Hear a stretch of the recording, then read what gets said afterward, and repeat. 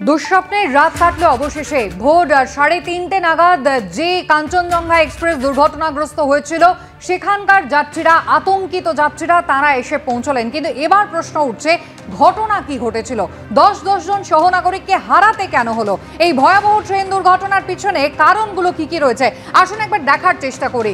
প্রথমত প্রশ্ন উঠছে তাহলে কি শুধুই যান্ত্রিক ত্রুটি নাকি এর পিছনে কোনো ম্যানুয়াল ত্রুটিও রয়েছে? কেন হলো ভয়াবহ এই ট্রেন দুর্ঘটনা? নেপথ্যে কোনো যান্ত্রিক ত্রুটি কি তাহলে রয়েছে? স্টেশন মাস্টার বা চালক কারোর কি কোনো ত্রুটি রয়ে গিয়েছে এবং সেই কারণেই কি এই ভয়াবহ দুর্ঘটনা? নেপথ্যে কি তাহলে শুধুমাত্র যান্ত্রিক ত্রুটি নাকি আরও একাধিক কারণ রয়েছে?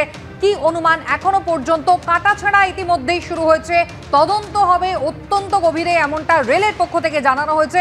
তবে সবথেকে বড় প্রশ্ন, যারা প্রাণ হারালেন তাদের বাড়ির লোকজন তারা কিন্তু এখনো নিজেদের বুঝিয়ে উঠতে পারছেন না।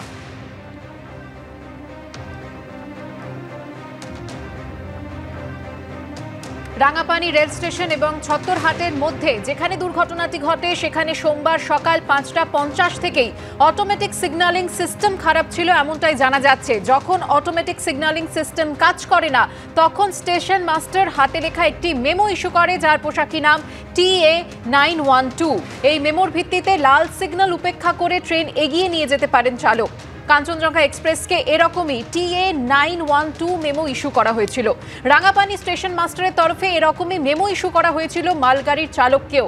ফলে মালগাড়ির চালকও মালগাড়ি নিয়ে কাঞ্চনজঙ্ঘা এক্সপ্রেসের রুটেই এগোচ্ছিলেন। কিন্তু সকাল 8:27 রাঙাপানি স্টেশন ছেড়ে কাঞ্চনজঙ্ঘা এক্সপ্রেস কেন রাঙাপানি এবং চটেরহাট স্টেশনের মাঝে দাঁড়িয়েছিল তার কারণ জানা যায়নি। দুর্ঘটনার পরের সকালটা সবসময় ভয়ানক, কারণ ইতিমধ্যেই একেবারে আটকে পড়া যাত্রীদের যদিও বের করে আনা সম্ভব হয়েছে, হতাহতর সংখ্যা ইতিমধ্যেই বেড়েছে, মৃত 10, আহতের সংখ্যা 60। কিন্তু সব থেকে বড় কথা ছড়িয়ে ছিটিয়ে থাকা অংশ, ট্রেনের কামরা যেমন ছড়িয়ে ছিটিয়ে রয়েছে, মালগাড়ির কন্টেনার ছড়িয়ে ছিটিয়ে, ভাঙা জিনিসপত্রে একেবারে ছত্রখান অবস্থা। ঘটনাস্থলের ছবি আপনাদের দেখাতে সরাসরি নিয়ে যাব আবির দত্ত আমাদের প্রতিনিধি রয়েছেন এবং অন্যদিকে প্রকাশ সিনহা রয়েছেন। আমি প্রথমেই আবিরের কাছে চলে যাব। আবির, প্রাকৃতিক দুর্যোগ এখনো অব্যাহত এবং তারই মধ্যে উদ্ধার কাজ চলছে, ঠিক দুর্ঘটনার পরের দিনের সকাল কি অবস্থা? দেখো, এক প্রকার জোড়া ধাক্কা উত্তরবঙ্গে বলাই যায়। একদিকে আমি তোমাকে ছবিটা দেখাবো যে বিভিন্ন যে রেলের বগিগুলো গতকাল থেকে আমরা দেখছি যে ক্ষতিগ্রস্ত, তার পাশ দিয়েই সুবিধা সাধারণ যাত্রীদের জন্য ডাউন লাইনেও যাতে ট্রেন চলাচল করে সেই জন্যই যুদ্ধকালীন তৎপরতায় রাতব্যাপী কাজ চলেছে। তোমায় জানাই যে চিফ কমিশনার যিনি সেফটির দায়িত্বে রয়েছেন রেলওয়ে, তিনি আসছেন এবং তার সঙ্গে যেটা মনে করা হচ্ছে রেলের প্রাথমিক তদন্তে যে 8:55 নাগাদ এই দুর্ঘটনাটি ঘটেছে এবং যেটা রেলের আধিকারিকরা বা রেল বিশেষজ্ঞরা যেটা মনে করছেন যে রেয়ার এন্ড কলিশন হয়েছে গতকাল এবং সেই রেয়ার এন্ড কলিশনেই কিন্তু এতগুলো প্রাণ চলে গিয়েছে।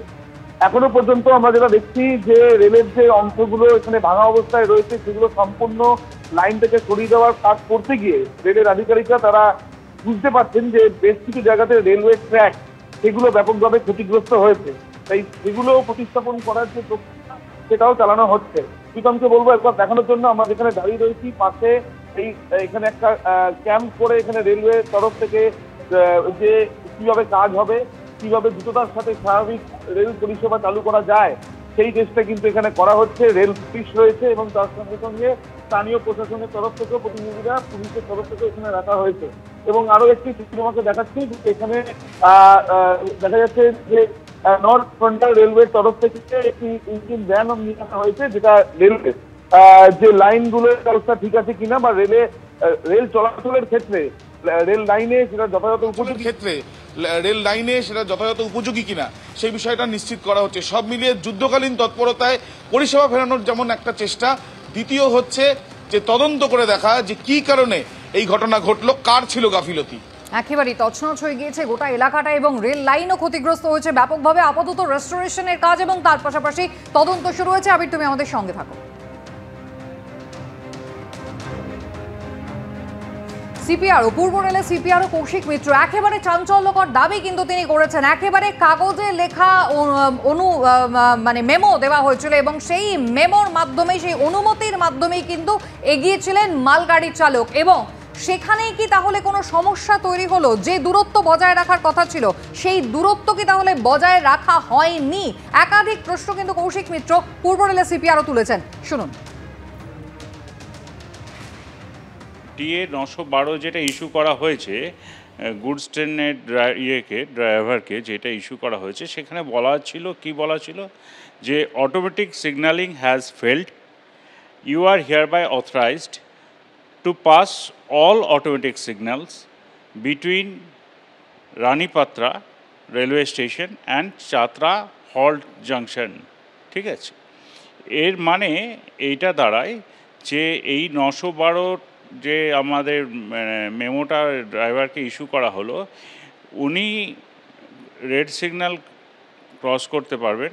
when he has to cross a signal red, then he needs to approach the signal at 10 km/h 10 km/h ওনাকে যেতে হবে। bring his train to stop as close as possible to the signal red, মানে সিগন্যালের যে এখানটা লাল signal আছে তার খুব ক্লোজে গিয়ে ট্রেনটিকে দাঁড় করাতে হবে for a minute or two, and then to proceed at 10 km/h, তারপরে 10 km/h স্পিডে অত্যন্ত ধীর গতিতে সে যাবে। Also after passing the signal, আরও ইম্পর্টেন্ট কথা, also after passing the signal loco pilot should ensure, এটা তাকে ড্রাইভারকে এটা এনশিওর করতে হবে যে that a minimum distance of 150 metres, আবারও বলছি a minimum distance of 150 metres or to clear OHE span, মানে দুটো ওএইচই স্প্যানের যে দূরত্ব সেইটা মেনটেন করতে হবে উনার ট্রেন, মানে যে ট্রেনে উনি চালক এবং প্রিসিডিং ট্রেনের মাঝখানে, মানে 150 কিলোমিটার আগে যে ট্রেনটি দাঁড়িয়ে আছে এবং যে ট্রেনে উনি চালক সেই ট্রেনের দুটি ট্রেনের মাঝখানে 150 মিটারের একটা গ্যাপ অর ওএইচই, দুটো ওএইচই স্প্যানের যে গ্যাপ সেটা মেনটেন করে চলতে হবে। তো আমাদের যে ড্রাইভার ছিলেন লোকো পাইলটে, তিনি সেটাকে মানেননি এবং উনি রেড সিগন্যাল ক্রস করে যান নর্মাল স্পিডে, এখানটাই ভুলটা হয়েছে। কাঞ্চনজঙ্ঘার ড্রাইভারের কাছে ওই মেমো ছিল এবং উনি নির্দেশ মতোই এগোচ্ছিলেন, যেটা ডাইরেক্টিভস ছিল আমাদের মেমোতে, সেই মতোই কাঞ্চনজঙ্ঘা ড্রাইভার এগিয়েছিলেন। কিন্তু যে ভুলটা হয়েছে আমাদের প্রাথমিক তদন্ত মনে হচ্ছে সেটি loco pilot of this goods ট্রেনে যে লোকো পাইলট ছিলেন তারই ভুলটা হয়েছে বলে প্রাথমিকভাবে আমরা মনে করছি। কাঞ্চনজঙ্ঘা লোকো পাইলটের আপাত দৃষ্টিতে মনে হচ্ছে কোনো ফল্ট নেই বলে আমাদের মনে হয়েছে। আমি এই নিয়ে বিস্তারিত আলোচনার জন্য সরাসরি চলে যাবো, আমাদের প্রতিনিধি প্রকাশ সিনহা রয়েছেন আমাদের সঙ্গে। প্রকাশ, নির্দিষ্ট করে যেটা জানতে চাইব, প্রথম এই যে মেমোটা যেটা ইস্যু করা হয়েছিল, মেমোটা কি শুধু লোকো পাইলটের জন্য ইস্যু হয়েছিল নাকি এই সেম মেমো ইস্যু হয়েছিল কাঞ্চনজঙ্ঘা এক্সপ্রেসের জন্য? প্রথম। দ্বিতীয় কথা, নির্দিষ্ট করে দুটো জিনিস মেমোতে উল্লেখ রয়েছে, একটা হচ্ছে গতিবেগ সিগন্যাল পেরোনোর পরে কতটা থাকবে এবং যে দূরত্ব মেনটেন করার কথা ছিল সেগুলোর ওপর নজরদারি, সেগুলো যথাযথভাবে হয়েছিল কিনা সেটা কি জানা যাচ্ছে? দেখো, তোমাকে বলে দিই, একাধিক প্রশ্ন রয়েছে যার উত্তর পাওয়ার জন্য আজকেই কিন্তু তদন্ত শুরু হচ্ছে। গতকাল থেকেই তদন্ত শুরু হয়েছে এবং কমিশনার অফ রেলওয়ে সেফটি তিনি গতকাল এই দুর্ঘটনাস্থল যেখানে আমি দাঁড়িয়ে রয়েছি, তুমি দেখতে পাচ্ছ পেছনে একটি ইঞ্জিন, সেই ইঞ্জিন কিন্তু চালিয়ে ট্রায়াল রান নেওয়া হচ্ছে, অর্থাৎ আপলাইন গতকাল রাতেই শুরু করে দেওয়া হয়েছিল, ডাউনলাইন যেহেতু শুরু করা যায় সেই চেষ্টাই কিন্তু চলছে।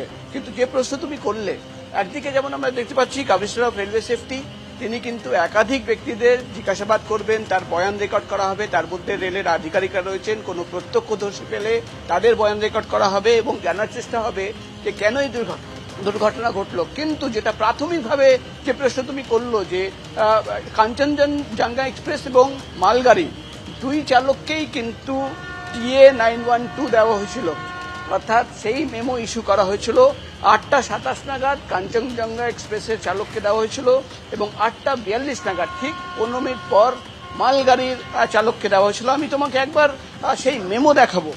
তুমি দেখতে পাচ্ছ আমার মোবাইল ফোনে একটা মেমো রয়েছে, এই মেমোতে সিগন্যালের উল্লেখ রয়েছে, তুমি দেখতে পাচ্ছ, আরও একটু জুম করে দেখাবো। AS 654, AS 6757, AS 650, এই ধরনের কিন্তু 9খানা সিগন্যালের উল্লেখ রয়েছে।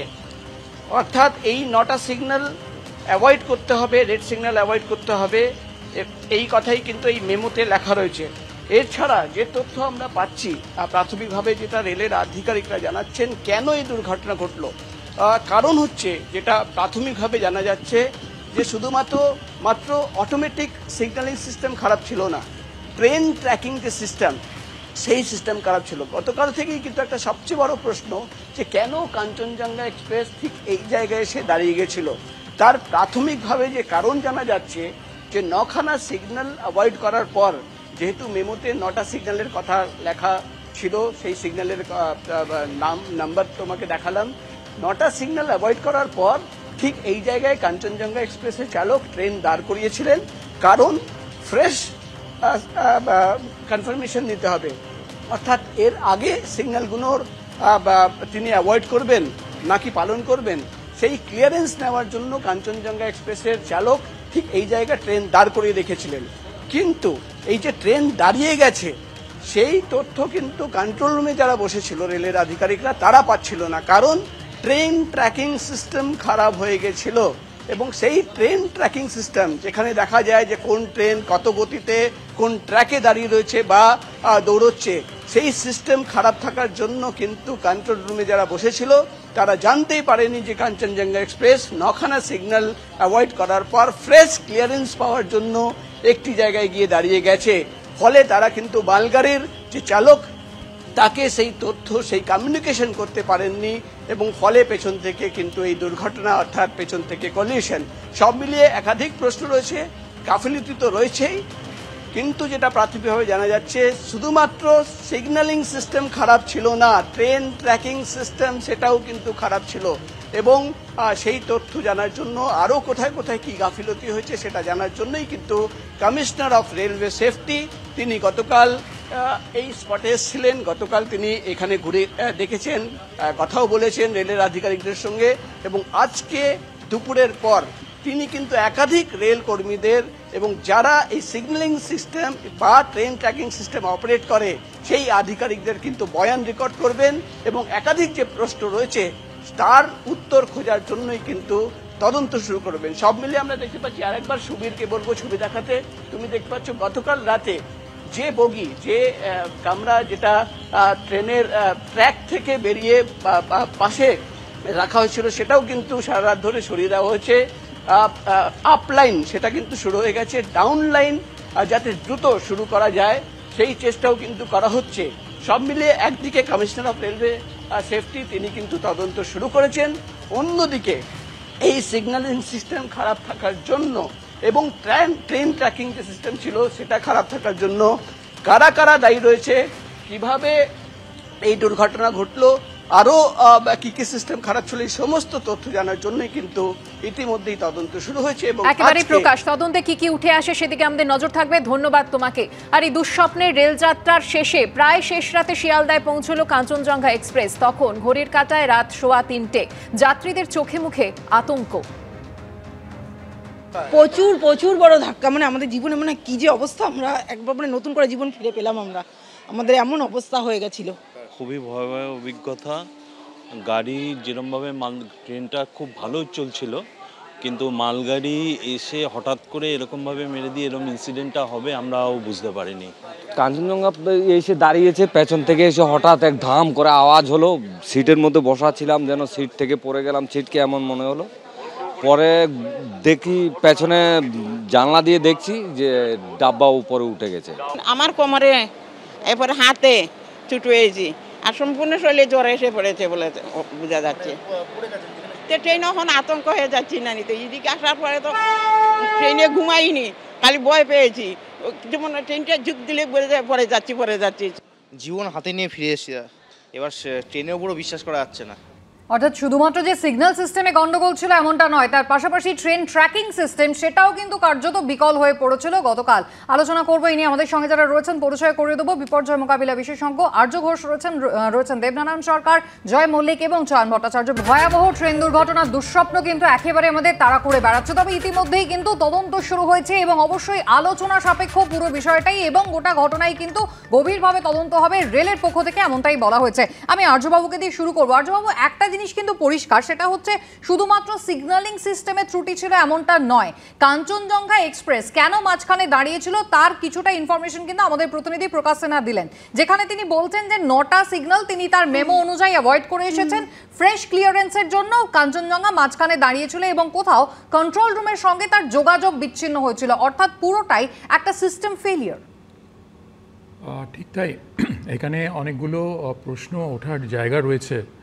আমি যেটা দেখছিলাম ইন্ডিয়ান রেলওয়ে ওয়েবসাইটে, ইন্ডিয়ান রেলওয়ে যা ইনফরমেশন আছে অফিসিয়াল, তাতে 912 TA 912 মেমোটা যেটা ইস্যু করা হয় সেখানে 25 কিলোমিটার্স হাই স্পিড লেভেল, এবং যদি ফগ রেন এগুলো থাকে, কুয়াশা বৃষ্টি, তাহলে সেখানে 10 কিলোমিটারে নামিয়ে নেওয়া আসা হয়। যেহেতু উত্তরবঙ্গে ভারী বৃষ্টি হচ্ছে সেই জন্য এটা 10 কিলোমিটার, এটা আমি অনুমান করছি 10 কিলোমিটার স্পিড লিমিট রাখা হয়েছিল। তো ওই যে মেমোটা, ওটা দুটো কপি হয়, একটা কপি স্টেশন মাস্টার রেখে দেন এবং আর একটা কপি ড্রাইভারকে দিয়ে দেওয়া হয়। এখানে যেটা প্রশ্ন চিহ্ন সেটা হচ্ছে যে শুধুমাত্র উনি ড্রাইভার যিনি পেলেন তিনি 10 কিলোমিটার স্পিডটাকে এক্সিড কেন করবেন লিমিটটাকে।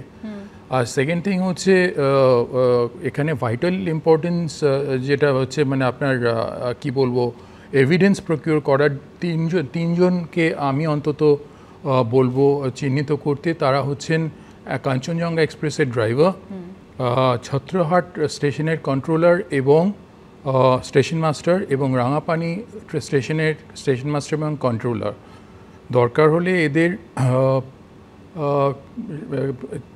কি বলবো আপনার একটা মানে মেডিকেল টেস্ট সেটা করানো যেতে পারে যে কি হয়েছিল অ্যাকচুয়ালি, তাদের এটা নিয়ে নেওয়া হতে পারে বক্তব্য। এবং স্টেশন মাস্টার, কন্ট্রোলার এদের কিছু আরও গাইডেন্স আছে যেগুলো এই TA 912 আন্ডারে থাকে আর কি। ধরুন সেখানে যদি কোনো ভিজিবিলিটি প্রবলেম থাকে তাহলে কো ড্রাইভারকে নেমে গিয়ে হ্যান্ড সিগন্যাল দিয়ে ট্রেনটাকে নিয়ে আসতে হয় এবং ফ্রি হুইসলিং তাকে সেটা দিতে হয়।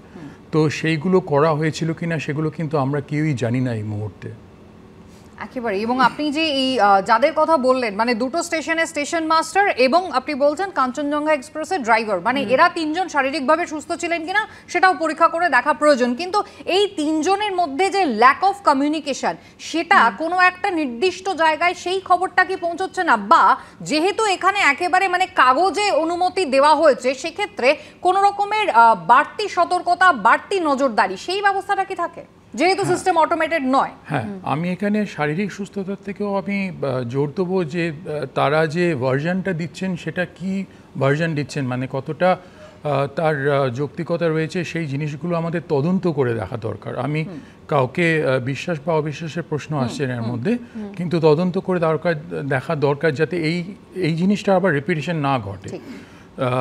এবং তার সঙ্গে আপনার এইখানে যেটা এই 150 মিটার হরাইজন্টাল সেপারেশন, এইটা কিন্তু ইজ অফ ভাইটাল ইম্পর্টেন্স। এখানে আমি যেটা দেখছিলাম ইন্ডিয়ান রেলওয়েজের যেটা পাবলিশ ম্যাটেরিয়াল, সেখানে দেখলাম 15 মিনিটের একটা ডিফারেন্স থাকতে হবে। 15 মিনিট ডিফারেন্স এবং 150 মিটার, তার মানে দুটোই আপনার এখানে শর্ত। তো সেই দুটো কি মেনটেন করা হয়েছিল, সেই দুটো সেখানে, সেটা আমার কিন্তু অত্যন্ত একটা জানার কৌতূহল রইল।